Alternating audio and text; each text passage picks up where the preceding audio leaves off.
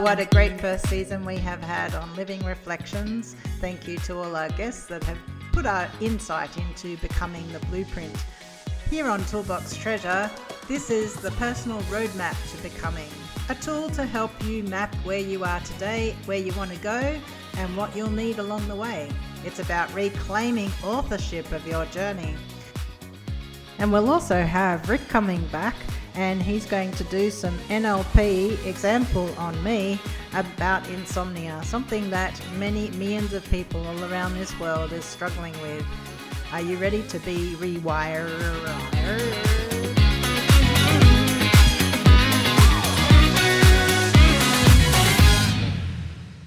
A few years ago, I wrote a book while I was at the deepest, darkest time in my life. I wrote to emotions, and it's called Painting Beauty with the Ashes. So before we get into the tool, I'd just like to read a chapter of it that's relevant. It's a chapter that I wrote to myself because this is a really important part of becoming the blueprint. The introduction's called I Am That I Am. I am that I am. This final year, I gained more perspective than any other time, and that is really down to me being honest with myself. I mean, really honest. And if I'm honest with myself, then I'm honest with my therapist. And it was when I stopped hiding from the pain that I really didn't want to deal with. I rebirthed and regained a sense of equilibrium. Such a hard journey to undertake, but such amazing results transpire. Change truly happens following the deepest of pits and darkest of times, upon acceptance of what has occurred and facing my demons. I had arrived. It was a time to thrive. Dear self, from the mazes of despair to the depths of vulnerability, I come to a new existence. From the enchanting entrapments to the willfulness of unacceptance, I come to receive. From the internal path of destruction to the depths of the exposed volcano, I come now willing to accept self and proclaim all that I am. When I was stuck in the ever-winding internal desert, I could never see the way out, the mountain range, the beauty that surrounded me. It was there, never leaving my side as promised, but all I felt was darkness, pulled into a spiral of uncertainty with no reasonable answers at unreasonable cost. Sometimes I felt stuck on the same hunting ground. It was what I knew too well that drew me back into its enclosure. It came at heavy cost to my life, too many times, but now I am freed from this cell, liberated to explore. Can I easily take one step in front of the other? No, it is a back and forth reaction, sometimes night after night, week after week, wondering if I will ever learn. In some ways, I've forgotten how to live, how to make that step of faith. Is it to victory? Surely that would be easier. But the known is always more comfortable, even if it is bad. Enough. I must find a hook into the other side. I must find the angle by which I could live differently. I must. Maybe all I need to do is walk forward. The past is in the past, right? Actions need to be taken, and by me alone. What if I fall again? What if I can't make it? What if I fail? This moment in time is important because what I am going to think about and thereby act upon right now will impact my future path. A wake of a boat doesn't determine the direction the boat travels, it is merely the trail left behind. Likewise, what lies in my past does not reflect the choices and actions I make. All my failings, things I've given up on, my self-sabotaging efforts come down to me, to my actions, my choices. Indeed, I was clouded by my past experiences and trauma, and I can try to blame them as much as I like, but ultimately they didn't make me not believe in me anymore. It's up to me now. It always has been. If I am honest with myself, I think I've been waiting to be saved, waiting for someone to help me stand. though it may have been too late if the wedding came and all that was left of me was a body. Action can only be taken when I am committed about taking the next step. In order for me to take action, I must deal once and for all with these self-sabotaging behaviours, or my efforts towards victory will continue to remain an illusion. We're going to jump now into my well-being tool, and this tool is useful for building hope in our lives. It's useful for looking at how we're going to achieve the very thing that we want in our heart's desire or our goal. And it's an important tool that we discover the barriers along the way, the things that we need on our journey, and looking at it in life cycle. So while I go in to explain that life cycle, if you haven't heard of it, of the valley mountain experiences, and also sort of describing a bit about the wellbeing roadmap game that I created. Sort of the book also talks about that in some way as well. That the important, why I'm talking about that, if you grab some coloured pencils or pens and a piece of paper and start to outline some mountain range, you might have some forest around the bottom of that, like to the valley, and a bit of a shoreline that could go into a lake, and a bit of a beach. So it's quite simple to draw if you're not a drawer, and do a little bit of different heights on the mountain range. So while you're drawing that, you can listen to the big intro. One of the things that I find really helpful in working out a life cycle that every single one of us goes through. We go through the valley experience, the darker times, the times where we're feeling most alone. We're walking through that valley. We have those trees all over us and it's, making it dark. We feel enclosed in some way. Sometimes we come across quicksand and we're going down. Sometimes we go into our cave and we don't want to come out and we don't want to talk to anybody, and making our loneliness feel even worse. Sometimes we could be finding our own little addictions and other things that we love along the way, and really feeding off them. And the valley experience is probably the hardest of the journey of the life cycle. But while we're in the valley, what's happening? We are building resilience, we're building strength, we're building things within ourselves, so that when the shorter that valley experience is, because you're moving through each of those obstacles really well. And the shorter that experience is, every time you've done that, you're going to get to the mountain quicker. The more that we prolong it, the more that we go into our cave or the quicksand or the numbing experience or the I'm ignoring this, I'm not talking about this, I'm going to ignore, and you're going to continue walking through the valley. And I have been on that valley experience so many times, very short times and hugely long times. So and hopefully you can resonate with some of those times yourself. And then it comes to, well, there's this huge mountain in front of us. And now that I've built up the strength of going through the valley, I'm going to be able to climb up that mountain. And along the way, we get so energized sometimes and we keep on climbing, because what do we want to do? We want to get to the top of the mountain.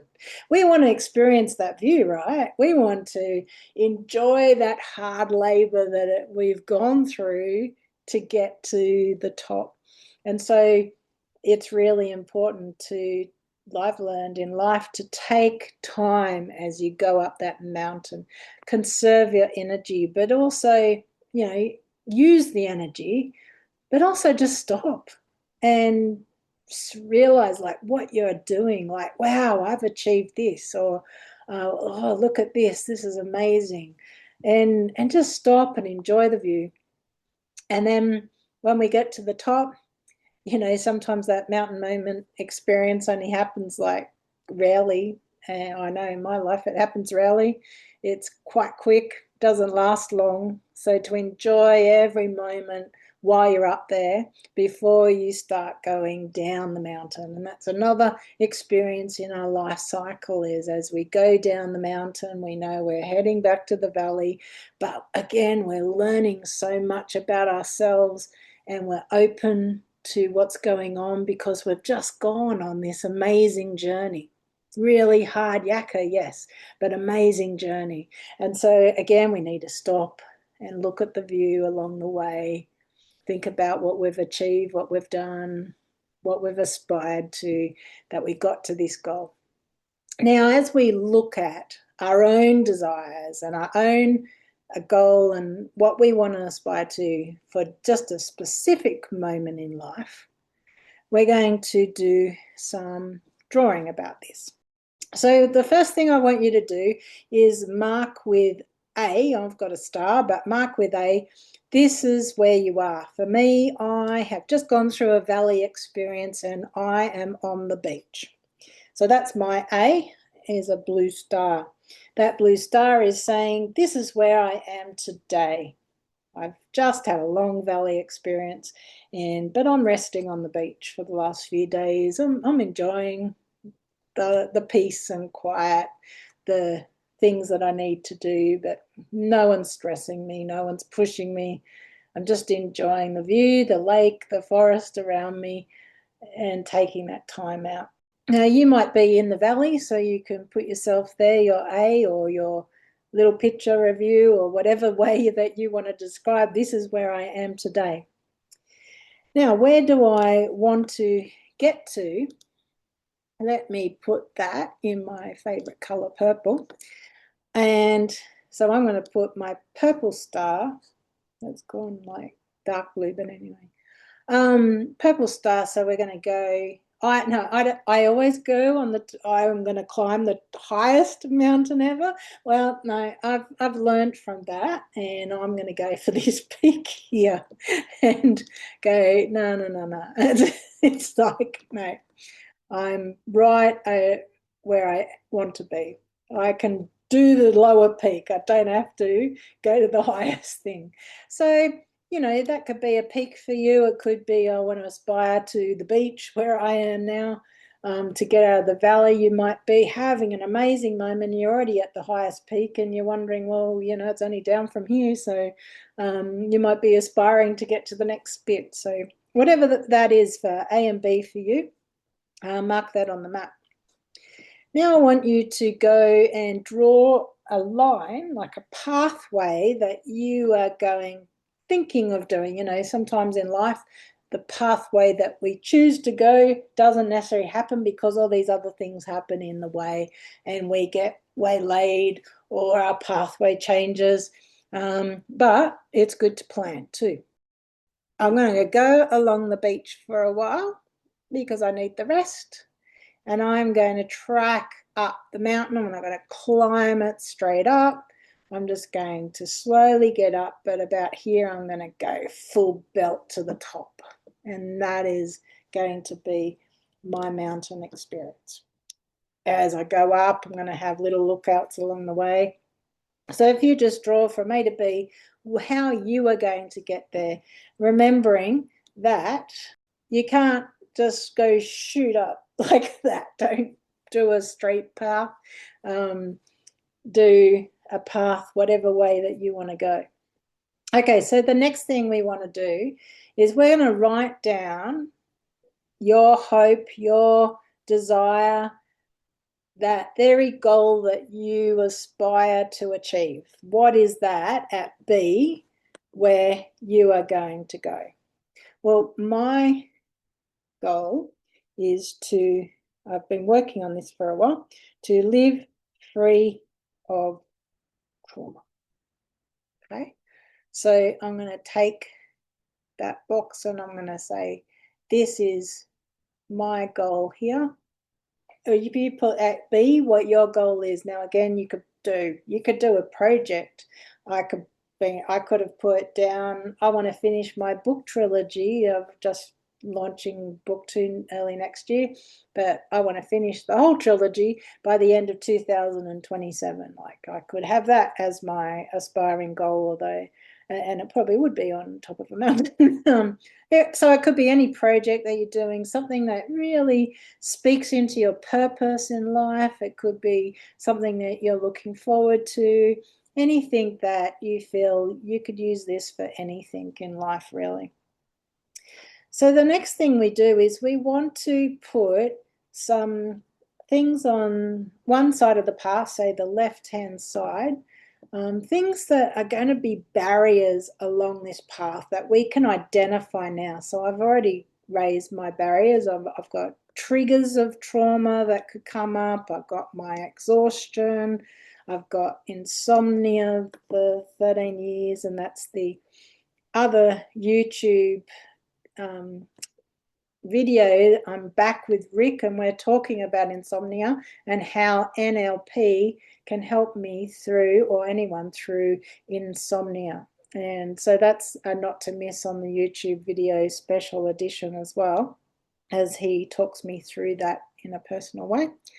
And then I sometimes get in the way, and I often don't. I recognize it, but I don't state that. And so I think it's really important that it's a barrier. I can get in the way. I can make myself stay in the valley, longer because of things, I've got in the way of that. So the next thing we need to do is then put a cross against things that could be out of your control. Okay, so I'm in my control all the time. So that insomnia is really in my control, exhaustion's in my control, but triggers, right, isn't in my control. So I'm just going to put a cross beside triggers to know that, okay, this isn't in my control. Triggers can happen anytime, anywhere. Now, if I decided that was in my control, what's going to happen when you get trauma triggers? I'm going to be highly anxious. I'm going to have cortisol running through my body constantly, like I'm running from the tiger. So it's really important to recognize that triggers are out of my control. So I'm not going to live in fear. I'm not going to walk out the door thinking, oh no, what am I going to be triggered by?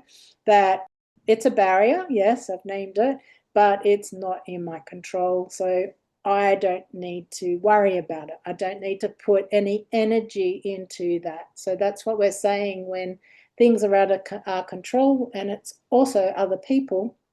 We're not in control of their actions. Those things are out of our control, not point putting any energy into it. But naming them is a really good idea. Okay, so the next thing we want to do is on the other side of the path. Well, what can you do to help yourself through this journey? What do you need along the way that's going to help you? And so for me, I'm going to put, it's around more the exhaustion and insomnia. I need some grounding time. I need to go and have meditation time. I need time out. I need to be more present, that sort of thing. I need rest so I can rest well, and then I don't get exhausted. So I'm battling a barrier, and then going with the insomnia. So put it either on the other side of the path, or put it there, or where it's also helping the barrier that you're talking about as well.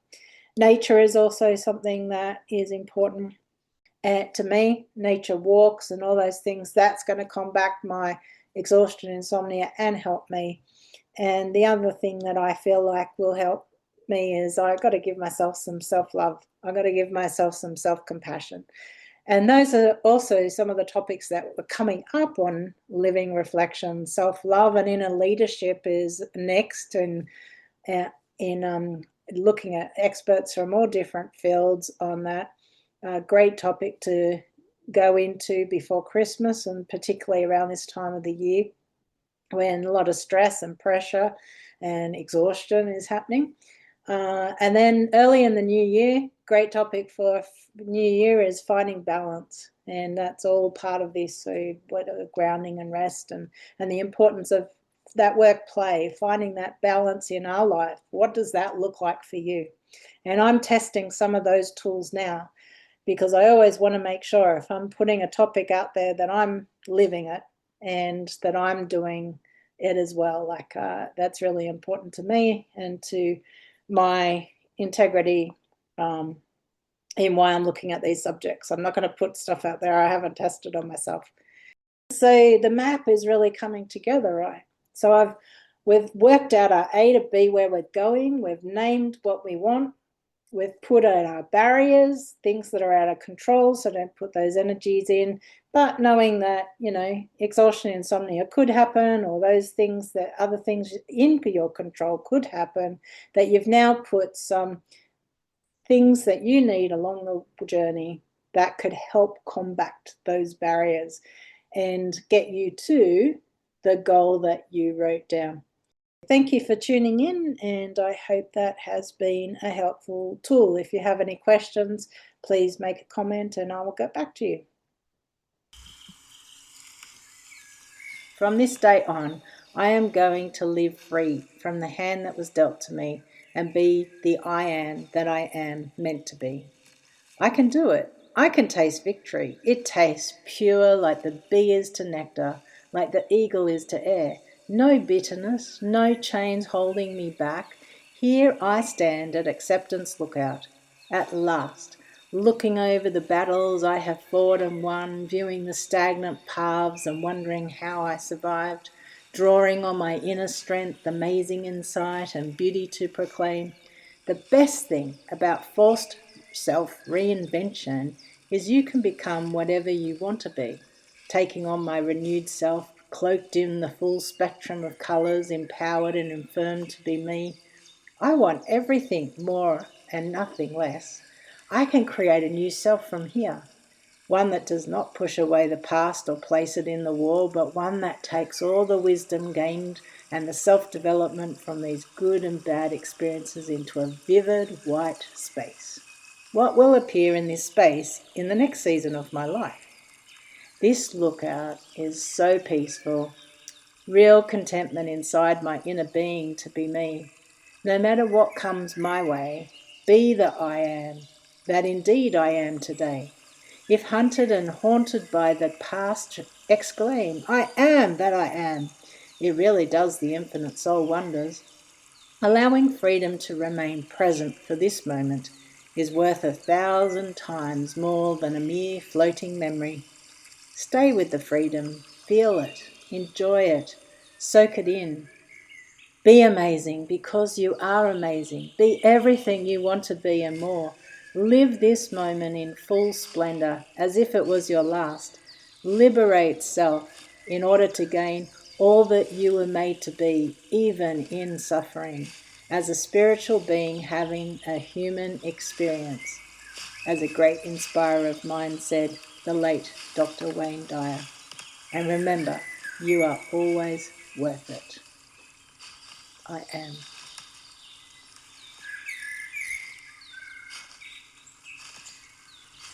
This is Dr. Mel Baker, and this was your Treasure Box moment. Thanks for joining me on Living Reflections. Until next time.